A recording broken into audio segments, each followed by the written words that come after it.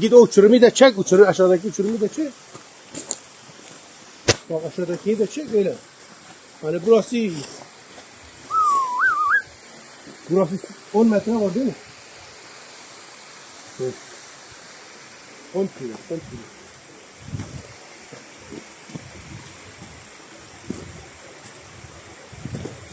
Kısa çek.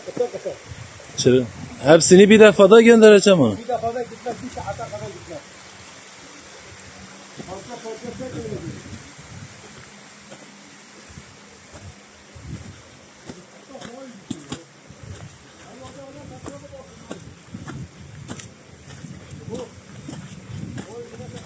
İki boru da boşta.